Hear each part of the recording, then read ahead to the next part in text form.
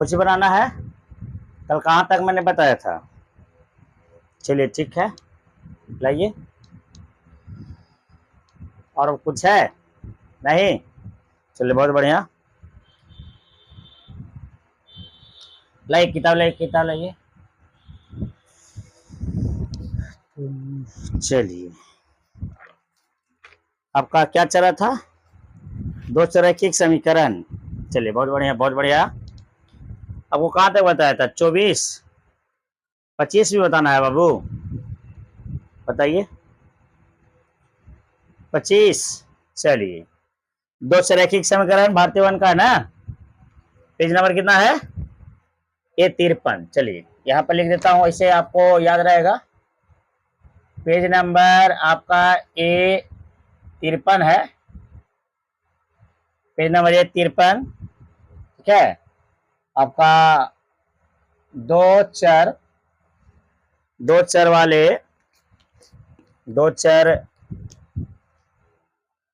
वाले रैखिक समीकरण, रैखिक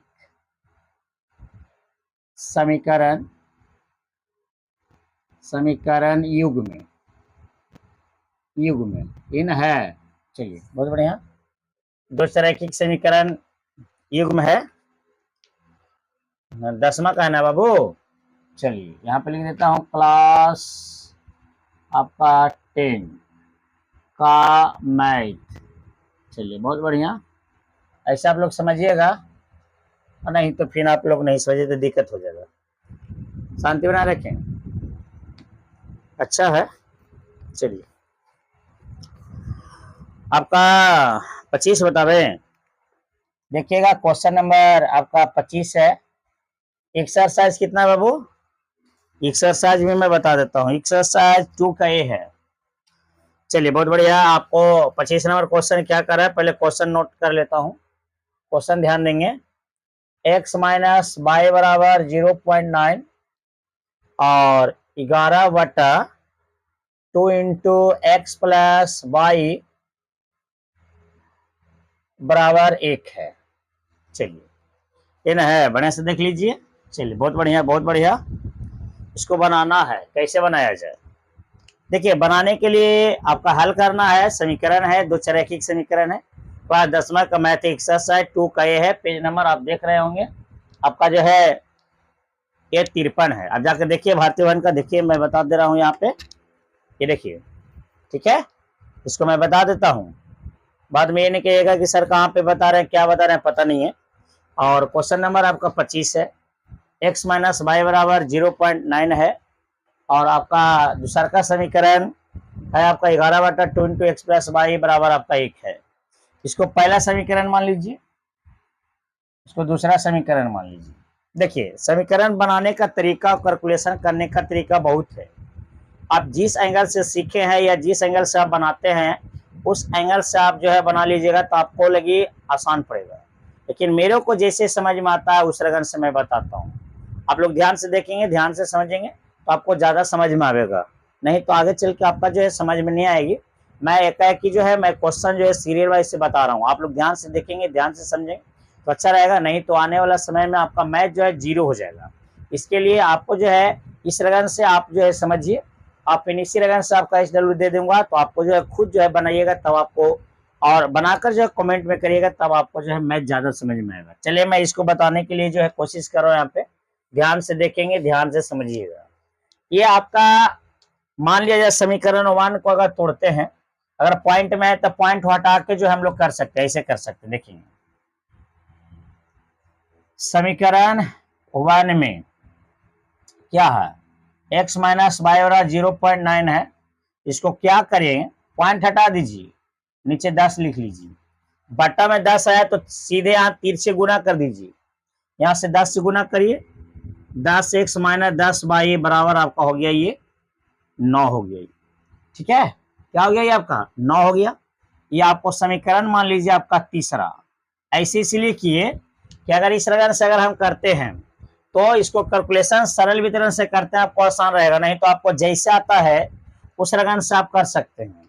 अब आइए समीकरण 2 में, समीकरण 2 की बात करते हैं। समीकरण 2 में क्या है आपका, लिख लीजिए, 11/2 इंटू एक्स प्लस वाई बराबर 1 है। अब क्या करेंगे इसको, देखिए बनाने का तरीका बहुत है।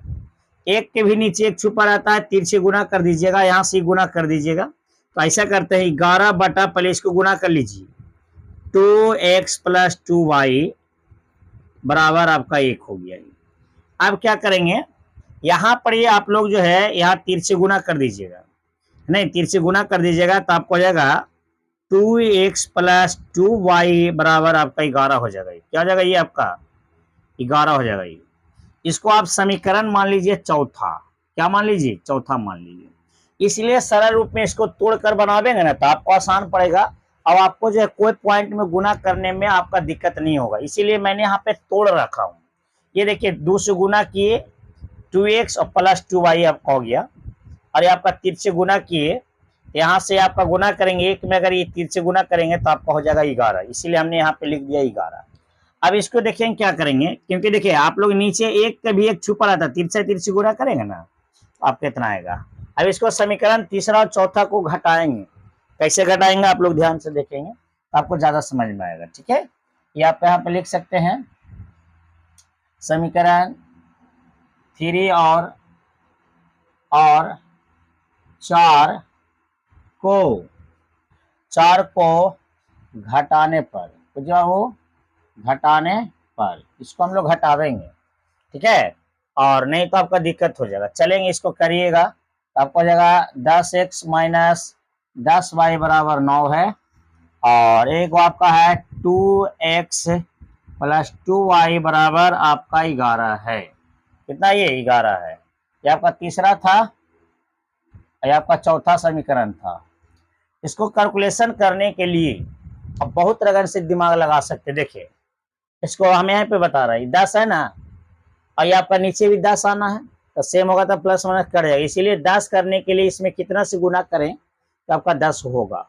आप इस रगन से भी कर सकते हो, नहीं तो अगर आप इस रगन से नहीं करते हैं इसको कैलकुलेशन करना आपका बायां हाथ का कला है, आप जैसे एंगल से आपको होती है उस रगन से आप कर सकते हैं।